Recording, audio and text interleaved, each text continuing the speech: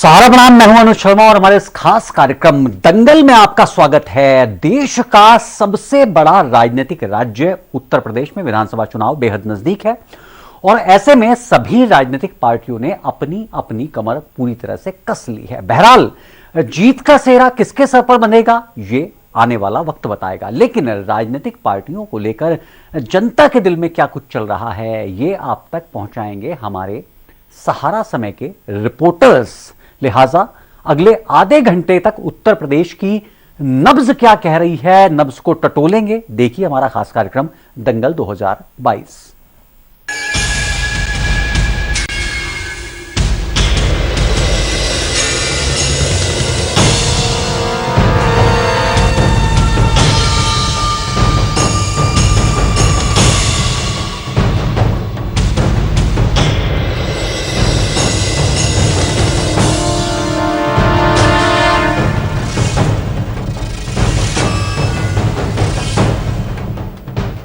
तो खास कार्यक्रम दंगल 2022 में आज हम बात करेंगे बेहद अहम शहर की, उत्तर प्रदेश का बरेली शहर।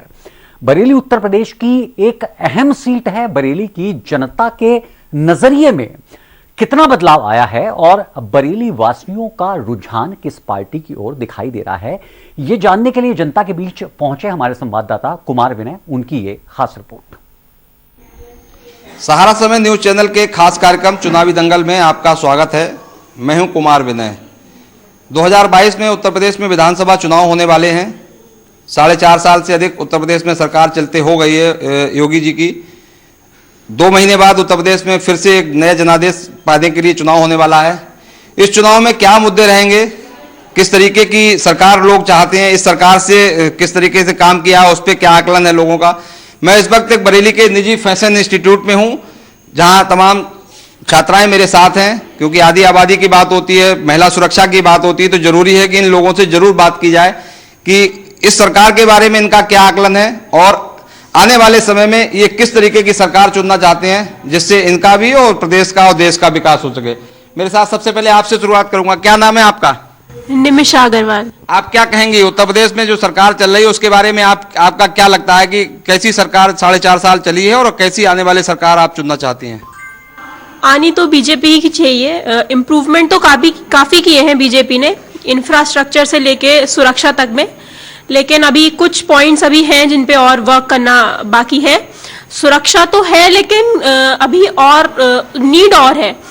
और देखा जाए अगर हम लीगल टर्म्स पे बात करें तो कानूनी कार्रवाई अगर किसी चीज पे होती है तो उसमें वक्त बहुत लगता है, तो उस चीज पे कुछ वर्क करना चाहिए सरकार को। इंफ्रास्ट्रक्चर पे भी वर्क काफी किया है, लेकिन अभी भी कुछ ऐसे इलाके हैं, कुछ पिछड़े हुए इलाके हैं जिन पे अभी वर्क और होना बाकी है। तो अगर टाइम दिया जाए उस सरकार को तो वो उस पे वर्क करेगी। ठीक है, आपको क्या लगता है? क्या नाम है आपका? मेगा। क्या लगता है आपको उत्तर प्रदेश में जो सरकार चली उसके बारे में आपका क्या आकलन और आने वाले समय में कैसी सरकार आप चाहते हैं और क्या आपकी उम्मीदें रहेंगी सरकार से? बीजेपी उम्मीद है एंड मैं ये चाहती हूँ कि यूपी में थोड़े इंडस्ट्रियल सेक्टर्स बढ़े, क्योंकि यूपी में कोई ऐसा नहीं है जहाँ हमें जॉब के लिए हमेशा बाहर जाना पड़ता है। सबके पेरेंट्स बाहर जाने के लिए वो नहीं करते, क्योंकि जिनका एक ही बच्चा है तो वो नहीं चाहेंगे कि लड़की कैसे बाहर जाए। दिल्ली में भी सेफ्टी इतनी अच्छी नहीं है, हुआ है पहले से बेटर, बट अभी भी होते हैं। जैसे गुजरात में अभी केस था, दिल्ली में केस है, छोटे से छोटे बच्चे का रेप होता है, ये होता है, क्यों होता है? इतनी अच्छी सिक्योरिटी अभी भी नहीं है। तो किस तरीके की सरकार चाहते हैं आप? बीजेपी ही चाहते हैं, बट ये चाहते हैं कि यूपी में भी इंडस्ट्रियल सेक्टर्स बढ़े। महिला सुरक्षा की बात आती है, लड़कियों के साथ ईव टीचिंग की बहुत घटनाएं होती हैं। आप युवा हैं, आपको क्या लगता है कि किस तरीके की सरकार ने पिछले 4.5 वर्ष में कार्य किया है और क्या उम्मीदें हैं आने वाले समय में आपको? करा तो बहुत अच्छा है, ये नहीं कह सकते कि कुछ करा नहीं है या फिर हाँ डिसएडवांटेजेस अगर किसी चीज़ के होते हैं तो एडवांटेजेस भी होते हैं। बट अगर हम सेफ्टी की बात करें तो हाँ हुई है, बट और इम्प्रूवमेंट्स चाहिए। एंड अगर हम दूसरे टॉपिक्स में अगर बात करें तो टूरिज़्म, यहाँ बिल्कुल भी कोई टूरिज़्म नहीं है। एंड अगर हम कोई भी सोचे कि फैमिली के साथ कहाँ जाए तो वो ही एक मॉल है एंड वो ही एक फन सिटी है। सो टूरिज़्म होना चाहिए। बाकी सब अगर लगता है कि बरेली में कुछ ऐसा हो जिससे लोग अपना जाके घूम सके, फैमिली के साथ एंजॉय कर सके। क्या लगता है आपको उत्तर प्रदेश में चुनाव होने वाला है फरवरी में, किस तरीके की सरकार दोबारा से आप चुनना चाहेंगे? मैं बीजेपी की सरकार ही चुनना चाहूंगी। क्यों? क्योंकि वो बहुत अच्छा वर्क करती है और शायद आगे भी करेगी, तो इसीलिए मैं इसलिए उसी को चुनना चाहूंगी। क्या लगता है योगी जी ने ऐसा क्या किया जो आपको लगता है कि दोबारा फिर से चुना जाए? सिक्योरिटी अच्छी है, मतलब कहीं भी आ जा सकते हैं फ्रीली, और यही सब। क्या लगता है आपको, चुनाव आ गया है, आपको आपका वोट भी होगा आने वाले समय में, शायद आप पहली बार चुनाव वोट डालेंगी, किस तरीके की सरकार ने काम किया है और किस तरीके की दोबारा से सरकार आप चुनना चाहेंगे, और आपके दिमाग में क्या रहेगा कि सरकार ऐसी आए जिससे कुछ ऐसा काम हो जो आप लोगों को रोजगार के लिए भी बात हो और तमाम बातें हों? सरकार, मैं ऐसा नहीं कहूँगी कि मुझे एक ही, मतलब सरकार वो आए जो सच में काम करे। बीजेपी ने किया है काम, पर कुछ चीज़ें हैं जो अभी और करनी बाकी हैं। जैसे कि सुरक्षा की ले लीजिए, अभी बात हो रही थी, तो लड़कियों की शिक्षा के लिए अभी पूरी तरह से हर जगह सही नहीं है। कुछ जगह हैं जहाँ पे होता है काम, कुछ जगह पे नहीं भी होता है। तो मैं वही, और महंगाई भी है, जैसे पेट्रोल के दाम बहुत बढ़ रहे हैं, चार्ज बढ़ रहा है, तो वही चीज़ें हैं जो अभी होने बाकी हैं। क्या लगता है आपको, आप क्या कहेंगे कि महंगाई की बात इन्होंने की है, खासतौर से सुरक्षा की भी बात की है, आपको लगता है कि चीजें 4.5 साल में कुछ सही हुई हैं और आने वाले समय में कौन सी सरकार आए, कैसी सरकार आए जिससे और आप इम्प्रूवमेंट हो? मैं जॉब्स को लेके बात करूंगी। जो बेरोजगारी बढ़ी है इतने टाइम में, मैं चाहूंगी जो सरकार आए वो हम लोग को एटलीस्ट दे। जो बेरोजगारी बढ़ गई है, इतना पढ़ने के बाद भी आज भी जॉब के लिए भटक रहे हैं, तो मैं चाहूंगी उस चीज में फेवर हो, आगे जॉब्स मिले। और किस तरीके की सरकार हो? योगी जी इसमें और अखिलेश यादव, सोनिया, प्रियंका गांधी और मायावती में कौन सी सरकार, कैसी सरकार आप चुनना चाहेंगी? मैं अखिलेश यादव, क्योंकि जहाँ से मैं बदायूं से बिलोंग करती हूँ, वहाँ पे बहुत काम किया हुआ है उन्होंने, तो मैं चाहूंगी उनका है। मैंने वहाँ पे चेंजेस बहुत देखे हैं, लाइक मेडिकल कॉलेज उन्होंने बनवाया हुआ है, तो उस चीज़ में मैं चाहूंगी कि वो चीज़ रहे। ठीक है। इनका कहना है कि तमाम काम ऐसे हों जो विकास के काम हों, जिसकी वजह से लोगों का डेवलपमेंट भी हो, रोजगार भी मिले, सुरक्षा भी हो। आपको क्या लगता है कि सरकार का कैसा काम रहा और आने वाले समय में आप कैसी सरकार चाहते हैं उत्तर प्रदेश में?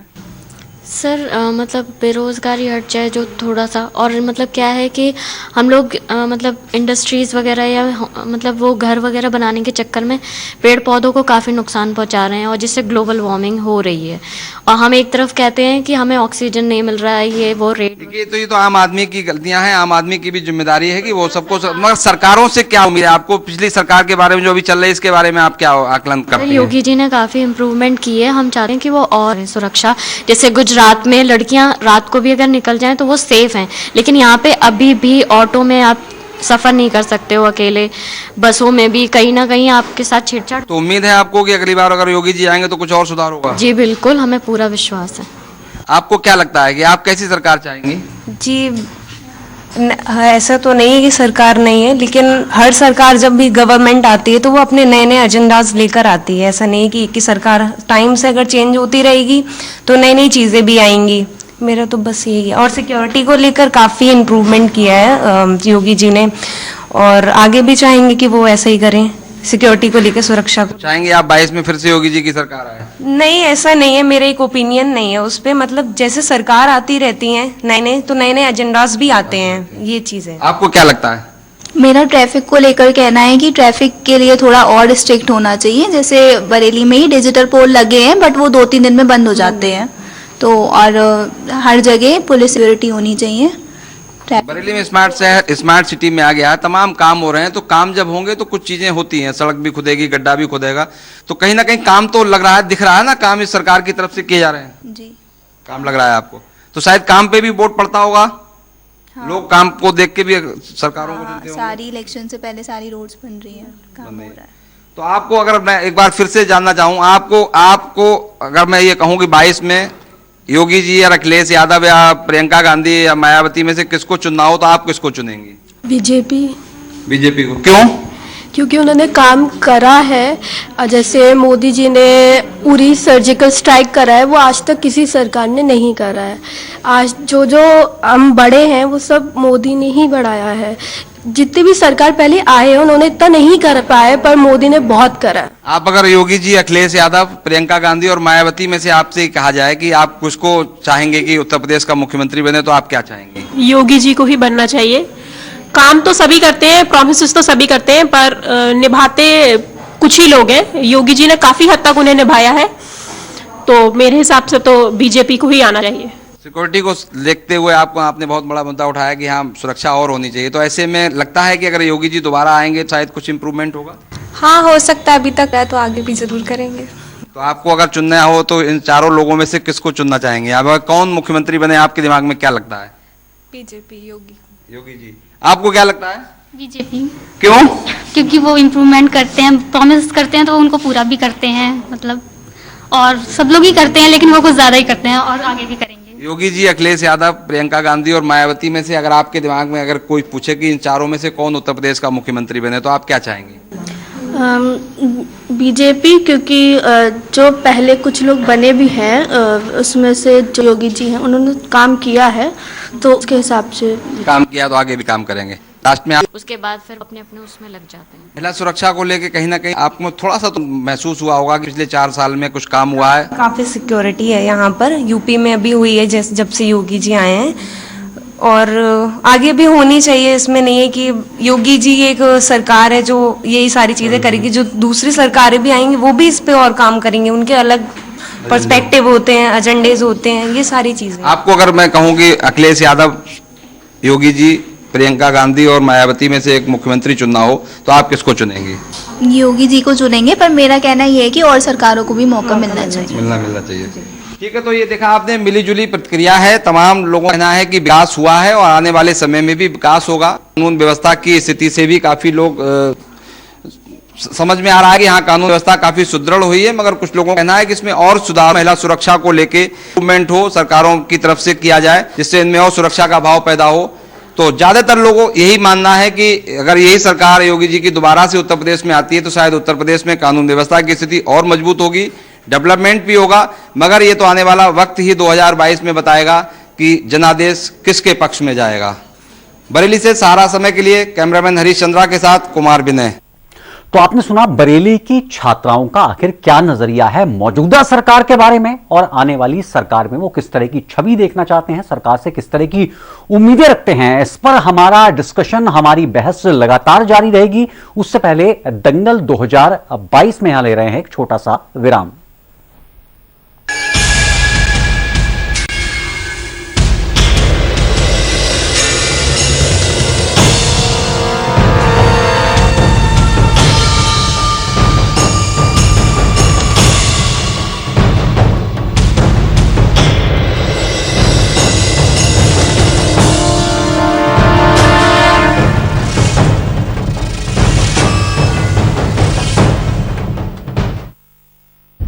सहारा प्रणाम, हस्तक्षेप में आपका स्वागत है।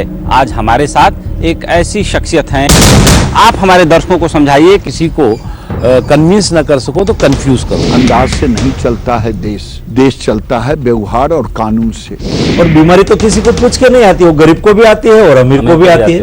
और नए भारत को बनाने के लिए जो रास्ता है वो जल समृद्धि के मार्ग से जाता है। अगले 3 महीने तक मजदूर से वो पैसा नहीं ले रहे हैं। जो सत्ताएं हैं वहाँ पर उनसे पूछा क्या आपने कि भाई आपने इनको पैदल क्यों चलने दिया? जनरल साहब, सहारा न्यूज नेटवर्क एकलौता ऐसा चैनल है। हमारे चैनल का नाम है सहारा, इसीलिए मैंने दे दिया था कोरोना गो ई नारा। क्योंकि पर्यटक के लिए सबसे जरूरी होती है भरोसा और सेफ्टी। बिल्कुल, ये सारे फॉरेनर होने के बाद भी हम किसी का कम्युनिटी ट्रांसमिशन नहीं हुआ।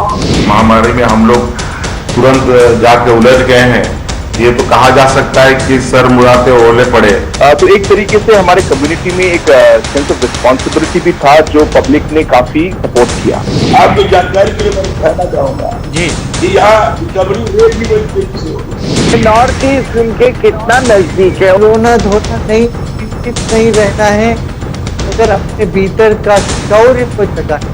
यह कोई दैवी आपदा है, प्रकृति नाराज है, या इंसान की कोई बड़ी भूल है? मैं जो देख रहा हूँ ये प्रकृति का एक संकेत है।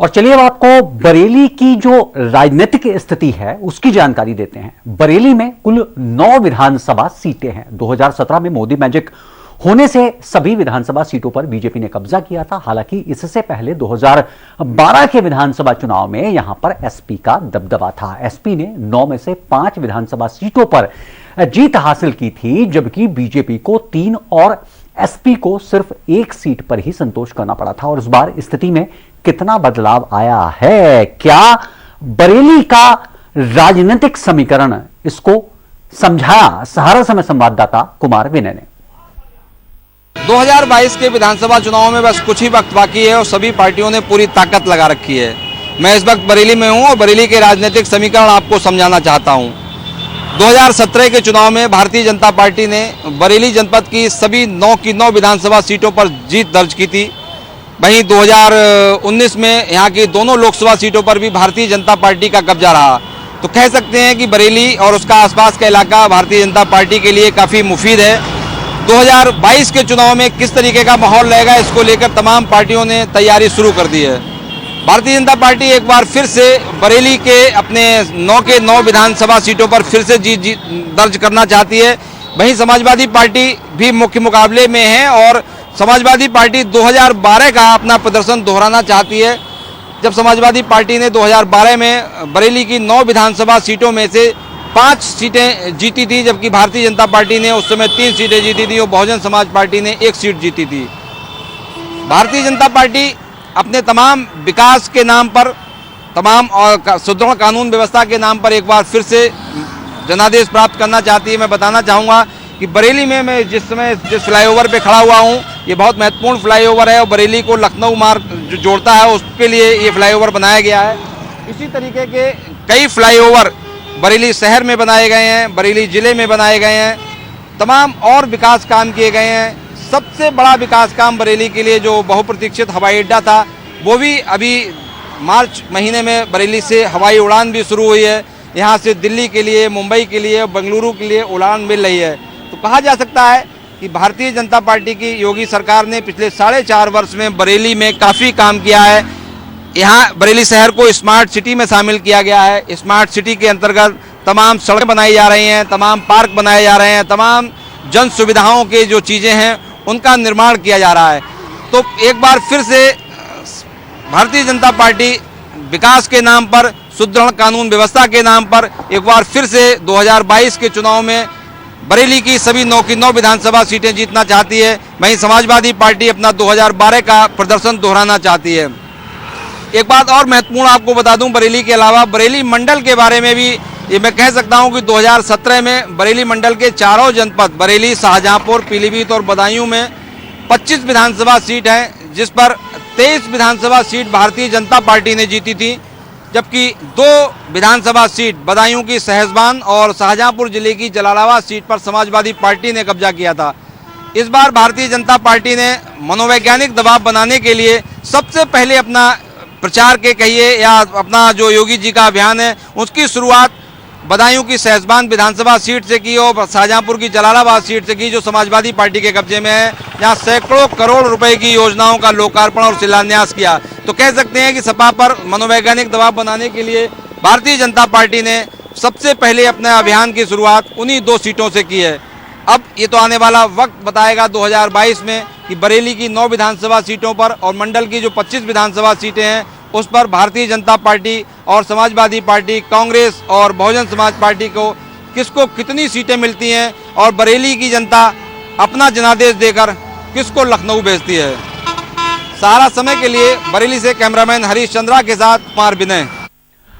तो योगी सरकार के कार्यकाल को 4.5 साल से अधिक का वक्त पूरा हो चुका है। इस दौरान बरेली में कितना बदलाव देखने को मिला है, कितना बदलाव यहां पर हुआ है, और इस पर ताजा अपडेट लेने के लिए आपको सीधे लिए चलते हैं अपने संवाददाता कुमार विनय के साथ, जिनकी आप भी रिपोर्ट देख रहे थे। कुमार विनय, कॉलेज के दिनों में अक्सर एक कहावत हुआ करती थी कि जहां पर युवा चलता है वहां युग चलता है, और अभी थोड़ी देर पहले ही आप एक फैशन इंस्टीट्यूट की छात्राओं से बात कर रहे थे और मैं देख रहा था कि ये छात्राएं जिस लॉजिक के साथ अपनी बात को आपके सामने रख रही थी, उससे देखकर पता चलता है कि आने वाले भविष्य की तस्वीर कैसी होगी। मानसिकता और मेंटालिटी में कितना बड़ा चेंज पिछले 4.5 साल में और 5 साल में आया है, ये आपके छात्राओं के साथ किए गए 1-to-1 से सामने नजर आ रहा था। बहरहाल हर व्यक्ति हम देख रहे थे कि योगी सरकार को ही वापस लाना चाहता है, लेकिन कुछ क्लॉज हैं, क्योंकि जो विकास है वो एक सतत प्रक्रिया है। सुधार की संभावनाएं अनंत होती हैं जो कभी खत्म नहीं होती हैं। आप उसमें कितना भी सुधार कर लीजिए, सुधार की संभावनाएं लगातार बनी होती हैं। बहरहाल बरेली के स्थानीय मुद्दों की बात करें तो योगी को तो लाना चाहते हैं, लेकिन किन स्थानीय मुद्दों से अभी भी जो जनता है वो पूरी तरह से संतुष्ट नहीं है। देखिए अनुज, बरेली का सबसे बड़ा मुद्दा जो है वो यहाँ इंडस्ट्री है, जो लगातार पिछले 20-25 साल से लगातार इंडस्ट्री का जो खत्म हुई है, जो बंद हुई है, वो एक बड़ा मुद्दा बन के रहा है। हमेशा किसी की भी सरकार रही हो, इंडस्ट्री का बंद होना एक बड़ा मुद्दा है। लेकिन उसके बाद अब जिन 4.5 वर्षों में कई प्रयास हुए हैं, जो बंद इंडस्ट्री है उनको चलाने के लिए भी बात हो रही है, कुछ नई इंडस्ट्री लाने की भी बात हो रही है। जहां तक आपने बात की कि युवाओं का क्या है, युवाओं को एक उम्मीद है, एक उम्मीद दिख रही है इस सरकार से, योगी की सरकार से। उनको लगता है कि अगर सुदृढ़ कानून व्यवस्था होगी, ईमानदारी से, पारदर्शिता से अगर सरकारी नौकरियों में भर्ती होगी, तमाम चीजें अगर ठीक से चलेंगी तो शायद आने वाला भविष्य उनका ठीक होगा। इसीलिए आपने जिन छात्राओं की बात की उनमें अधिकतर छात्राओं का यही कहना है कि कानून व्यवस्था से लेके और तमाम चीजें से लेके वो काफी खुश है सरकार से, इसलिए वो फिर चाहते हैं कि योगी की सरकार उत्तर प्रदेश में वापस आए। तो कह सकते हैं कि तमाम स्मार्ट सिटी को लेके बरेली में बहुत काम हो रहा है। मैंने जिस फ्लाईओवर की बात अभी की है, वो फ्लाईओवर बन रहे हैं। तमाम जो हवाई अड्डा है बरेली का, जो 25 वर्ष पहले जिसका शिलान्यास मुख्यमंत्री मायावती हुआ करती थी 97 में, तब उन्होंने किया था, उसके बाद से वो डंप पड़ा हुआ था, उसको भी अभी चालू किया गया है। तो कह सकते हैं कि लोगों को, बरेली के लोगों को एक उम्मीद जगी है और सरकार पर भरोसा है। उनको लगता है कि अगर एक मौका और मिलता है इसके बाद सरकार को, तो आने वाले 5 साल में बरेली की भी और प्रदेश की आमूलचूल परिवर्तन होगा। और उनको कुछ उम्मीद बन रही कि इंडस्ट्री भी आएगी, रोजगार भी बनेगी, ईमानदारी और पारदर्शिता से जो सरकार काम कर रही है उस पर उनको अपना पूरा भरोसा है। जी कुमार विनय, आप पब्लिक के बीच में रहते हैं, आप लोगों की नब्ज को टटोलते हैं, जानते हैं कि उनके जहन में क्या कुछ चल रहा है। 4.5 साल पहले की जो तस्वीर थी बरेली की और आज की, 4.5 साल से अधिक का वक्त हो चुका है कार्यकाल को मुख्यमंत्री योगी के, आज की जो तस्वीर है बरेली की, आप खुद व्यक्तिगत तौर पर उसमें कितना परिवर्तन देख पा रहे हैं? बिल्कुल आपने सही कहा कि इन 4.5 वर्षों में बरेली में बहुत काम हुए हैं। बरेली शहर के अंदर 3 फ्लाईओवर जो बहुत ही दिनों से प्रतीक्षित थे, उनको शुरू किया गया, उनको शिलान्यास भी इसी सरकार में हुआ और लोकार्पण भी इसी सरकार में हुआ, जनता को समर्पित कर दिए गए। इसी तरीके से बरेली का जो 25 वर्ष पुराना हवाई अड्डा, 25 वर्ष पहले जिसका शिलान्यास 24 वर्ष पहले हुआ था, उसकी भी शुरुआत कर दी गई है। स्मार्ट सिटी के अंतर्गत बरेली शहर को शामिल किया गया। शहर में तमाम काम हो रहे हैं, तमाम सड़कें बन रही हैं, पार्क बन रहे हैं और तमाम जन सुविधाओं के काम हो रहे हैं। इसी तरीके से पूरे जनपद की अगर हम बात करें, स्कूलों का कायाकल्प हुआ। एक सरकार ने बहुत ही अच्छा ऑपरेशन कायाकल्प के नाम से जो प्राइमरी स्कूलों की दशा और दिशा सुधारने की जो स्कीम शुरू की थी, उसमें भी काफी आमूलचूल परिवर्तन देखा गया है। गांव ग्रामीण क्षेत्रों में भी सड़कें बनी है, सामुदायिक स्वास्थ्य केंद्र से लेकर प्राइमरी स्वास्थ्य हेल्थ सेंटर भी बनाए गए हैं। स्कूलों की जो बिल्डिंगें जर्जर थी उनको भी ठीक किया गया है और कोशिश की जा रही है कि जो तमाम सरकारी योजनाओं हैं वो भी ईमानदारी से हर आदमी तक जो उसका पात्र है उस तक उनका लाभ पहुंचाया जा सके। तो कह सकते हैं कि इन 4.5 वर्षों में आम आदमी भी ये महसूस कर रहा है कि व्यवस्था काफी बदली हुई है और उस बदली हुई व्यवस्था से हर आदमी कहीं ना कहीं अपने आप को लाभान्वित महसूस कर रहा है। जी एक अहम सवाल ये है कि बरेली की जो विधानसभा सीटें हैं, या कहें कि बरेली जिले की बात करें तो एक महत्वपूर्ण भूमिका होती है यहां के अल्पसंख्यक वोट बैंक की, क्योंकि अल्पसंख्यक बहुल इलाका भी बरेली को कहा जाता है। ऐसे में जब धारा 370 खत्म हो गई, राम मंदिर का निर्माण किया जा रहा है, सिटीजन अमेंडमेंट बिल पास हो चुका है, लागू हो चुका है, ऐसे में जो अल्पसंख्यक वोट बैंक है उसका झुकाव किस ओर देख रहे हैं? देखिए, अल्पसंख्यक वोट बैंक की अगर बात करूं, मैं बरेली के जनपद की बात करूं, आसपास के जनपदों की अगर मैं बात करूं, तो अल्पसंख्यक वोट का इस बार जो झुकाव है वो समाजवादी पार्टी की तरफ से पूरी तरीके से दिख रहा है। असदुद्दीन ओवैसी भी कोशिश कर रहे हैं, उनकी पार्टी के कुछ छोटे मोटे कार्यक्रम भी अगर यहाँ हुए हैं, बहुजन समाज पार्टी भी अपना लगी हुई है, कांग्रेस भी अपना प्रयासरत है, मगर जो आम जनमानस है, अल्पसंख्यक जो खासतौर से उनमें मुस्लिम है, उनसे अब जब हमारी बात होती है तो तमाम तर्क हैं उनके पास कि अखिलेश यादव को उत्तर प्रदेश में फिर से लाया जाए। तो कह सकते हैं कि अल्पसंख्यकों का झुकाव अगर हम बात की जाए मेजोरिटी की, तो वो इस आने वाले चुनाव में फिलहाल समाजवादी पार्टी की तरफ दिख रही है। उनको अखिलेश यादव पहली प्राथमिकता उनकी नजर आ रही है कि वो उत्तर प्रदेश के मुख्यमंत्री हों। अल्पसंख्यकों के अलावा जितनी और जामाम जो जातियां हैं, धर्म हैं, तमाम लोग हैं, उनमें ज्यादातर लोग इस बात को चाहते हैं कि कानून व्यवस्था बहुत अच्छी हुई है, छोटी छोटी घटनाओं पर संज्ञान लेकर कार्रवाई की गई है, माफियागिरी को बिल्कुल खत्म कर दिया गया है। उससे आम जनमानस काफी खुश है और उसको लेकर सरकार को वापस चाहता है। जी, तो आप पब्लिक के बीच जाकर तमाम नब्ज टटोलते रहिए, पब्लिक के जहन में क्या कुछ चल रहा है वो आप नब्ज टटोलते रहिए, और अपने हर दर्शक से हम वादा करते हैं, प्रॉमिस करते हैं कि पूरी शिद्दत और पूरी ईमानदारी के साथ लोगों के जहन में क्या कुछ तस्वीर 2022 के विधानसभा चुनाव को लेकर उभर रही है आप तक पहुंचाते रहेंगे। तो बरेली के बाजार में किसका झुमका गिरेगा और झुमका किसको मिलेगा, हर एक चीज की, हर एक घटना की ग्राउंड रिपोर्ट हम आप तक पहुंचाते रहेंगे, ऐसा हम सहारा समय के हर दर्शक से वादा करते हैं। बहरहाल दंगल 2022 में अभी के लिए इतना ही। कल इसी वक्त फिर नब्ज टटोलेंगे उत्तर प्रदेश के एक अन्य शहर की। दीजिए इजाजत, सहारा प्रणाम।